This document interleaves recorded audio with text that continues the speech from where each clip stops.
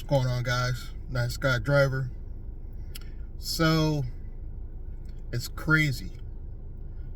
Rideshare market in Connecticut is crazy. Lately, probably the past 4 days straight, I've averaged I went from 20 to about $30 an hour. And I'm usually only out here 5 to 6 hours, so I'm not out here a long time. But the fact that I went from 20 to 30 and it's been consistent for 3 days is not because the apps are paying me better. It's not because they raise driver pay.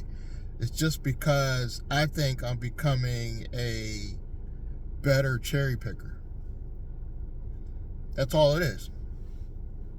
If you've been out here cherry picking consistently and you know you want to stay in a certain area, especially with Lyft. Lyft makes it very easy because they have the area filter.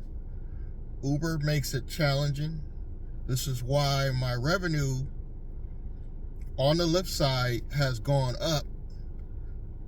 My revenue on Uber has gone down.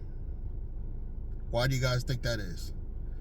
Uber is playing a game where they're messing with driver pay to the point where it's become noticeable. And I'm not saying like Lyft is paying us better or anything necessarily. It's just that our Uber pay went down. Uber's a bigger company. They should be paying drivers more. And on average, I would say in most markets, you're gonna get less Lyft offers because it's a smaller company, there's less drivers. But my pay on the Lyft side has gone up because I'm getting more offers on the Lyft side. That's all I think it is. It's not like they're paying better. I'm getting more offers on the Lyft side. I'm cherry picking a lot more on Uber side. And I'm keeping my pay consistent within the 5 to 6 hours. It literally jumped up past, I would say, from Tuesday. By the time you see this video, it'll probably be going into the weekend, but I would say Tuesday, Wednesday, Thursday, and today is Friday as the time I'm shooting this video. So all 4 days been consistent. Now, to be transparent, I'm not including the 2 private rides I occasionally get, but that is factored in my daily pay. I do think that's playing a part too, and that is exactly why going private is getting easier, because these apps are playing too many games. So the final time, 2025, guys. It's a new day. We got to start thinking about doing different stuff, diversifying. So not only am I starting my own LLC for the transportation, but I'm going to be diversifying. I'm going to talk about it on the channels. I'm going to be trying out different apps, trying out different online hustles, different ways to make money. It's a new day. I will no longer feel like a employee to Uber. Honestly, my background check is coming up soon, and I think they said something about it. And last year, I said I was temporarily deactivated because the background check lasted 3 weeks, guys. I'm an experienced driver, been doing this for 7 years. It should not take 3 weeks to get the background check. And when you call Uber, Uber blames the checker company they use. That checker company blames Uber. It's a mess. Lyft, like that. My background check, like that. It almost scares me how quickly Lyft has been doing things lately. But even though it's mostly bot, because it's hard to get anybody on the phone, I'm starting to enjoy Lyft more. I really am. I'm starting to really enjoy Lyft as a whole more than Uber. Now, the only problem I got in my area with Lyft is the same problem most of you drivers have with Lyft in Connecticut. You're not getting enough offers. The market is saturated with Uber drivers, but I would say probably, let's just say close to half of those Uber drivers are on Lyft as well. So there is and it's probably growing on the Lyft side. I think more Uber drivers are signing up for Lyft because they're realizing having one app it's not worth it. It's really not worth it. I understand now why these Uber tubers, I call them, are saying you got to have at least 5 apps. I understand now. Well, I understood for a while, but it's starting to really sink in that you have to have at least 5 apps. Because with 5 apps, you're going to be able to at least make, on average, your quota. And if I were to guess, I would say on average, the average person with these gig apps want to make anywhere from $100 to $300 a day, if possible, within a full day's work. So, meaning 8 hours. You should not have to be going 10 and 12 hours a day, but some of you will, just to make that 300. I won't. That's so much wear and tear on the car, but, I get it.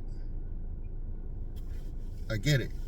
And with these rental programs, you have to just drive. You have to be a worker bee and almost take every offer. I would not want a rental program from either side, because you're going to feel like you're driving just to pay for the rental. And if that's what you're using it for, that's it, and not making nothing extra, then I understand. But if you're trying to make extra money with a rental program, it's not going to happen. Unless you're renting cars, you're the person renting the cars, and you're helping your drivers by creating job opportunities for them. Meaning you have, let's say, a cargo van, and you're renting it out to guys, but you're providing the work. If you provide the work, if you provide $200-300 a day worth of work, they could easily pay you $100 a day for the use of your van. And that should cover $500 to $700 a week. Might sound pricey, but a lot of people will pay that for a cargo van because they're going to make triple that per day. And a lot of them don't have excuse me, for whatever reason, they don't have the ability to finance a vehicle.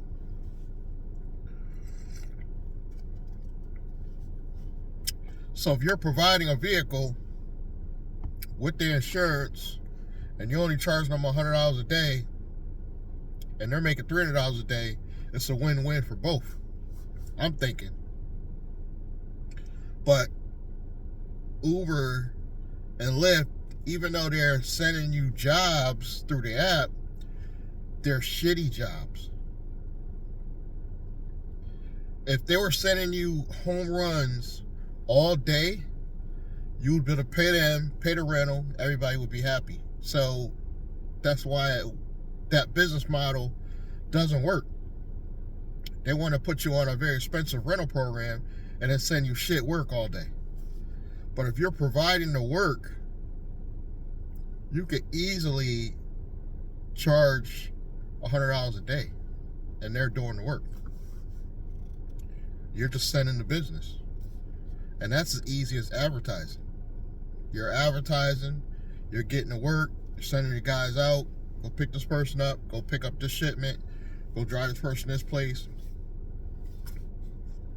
I think it's a win-win for everybody. You know? Everybody wins. And if you got 3 drivers out there, you know, and they're paying you $97 a day, that's a 6-figure business. And out of that, you should be able to cover commercial insurance even. So we got to think bigger. We got to think, let's cut out these middlemen. You know, we got to think corporate. We got to think, let's go after some government contracts. We got to think, can we go after some grants? Grants are still out there, up to so far. I'm pretty sure there'll still be some, even with the new administration coming in. It might be different, but there's always going to be opportunities. And if you have credit, personal credit, there's ways you can guarantee maybe your first to 3 rentals for your business, meaning it's still under your business credit, but you're just guaranteeing them. And then in the future, you'll never have to do it again for anything. The business will have credit, because vehicles, if you're paying a car note on those vehicles, I would say I would only pay 1 car note. At that point, I would just purchase vehicles if you can. But you could easily get a lease, finance 1 vehicle, and be able to pay the car note, because the car should be making the money. So I would consider myself always the backup. My goal, I've been saying this for a year now, I want at least 3 drivers. I provide them to work. I want to get some vans, maybe a minivan, maybe a cargo van. And I'm thinking bigger. I'm thinking non-emergency medical transportation. I'm thinking getting certified to do the blood stuff, you know, the blood and organ stuff.